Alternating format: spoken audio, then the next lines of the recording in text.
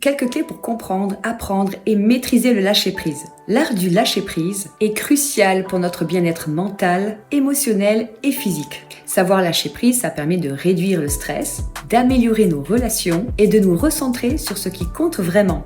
Lâcher prise, ça consiste à accepter ce que l'on ne peut pas changer. Pour cela, c'est accepter les limites de son contrôle. Le seul pouvoir que l'on a, c'est sur nous-mêmes. On ne peut pas contrôler l'autre, mais nous pouvons nous contrôler. Identifier et observer les émotions, mais sans jugement. Juste les remarquer, parce que cela crée une distance entre vous et l'émotion. Utilisez la respiration pour recentrer l'esprit.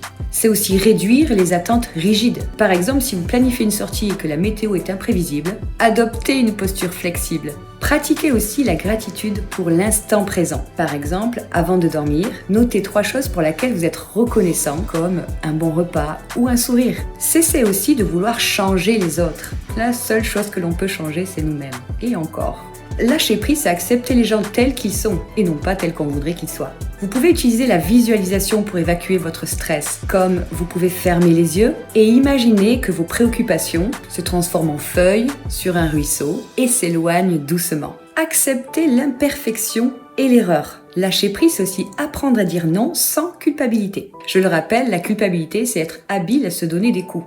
Lâcher prise, c'est aussi savoir se déconnecter de notre travail. C'est aussi accepter les cycles naturels de la vie. Rappelez-vous que tout est temporaire et que tout apprentissage ou toute adaptation prend du temps. Lâcher prise, c'est faire aussi confiance au processus de la vie. Vous pouvez pratiquer aussi la pleine conscience, être dans ici et maintenant, dans l'instant présent. Ça aide à lâcher prise. Ça réduit surtout l'agitation mentale. Vous pouvez aussi adopter des rituels pour marquer la fin d'une journée. Lâcher prise, c'est pratiquer aussi l'autocompassion. Par exemple, si vous commettez une erreur, parlez-vous comme vous le feriez avec un ami ou avec votre meilleur ami. Utilisez des affirmations positives pour remplacer les pensées limitantes. Dites-vous « je fais de mon mieux » et cela suffit. Et surtout, apprendre à se libérer des relations toxiques. Lâcher prise, c'est réduire la pression que nous nous mettons en essayant de tout contrôler.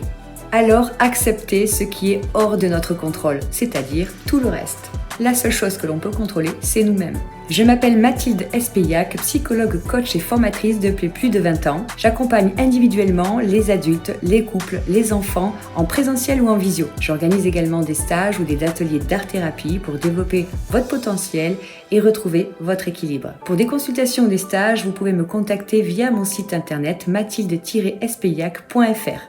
À bientôt.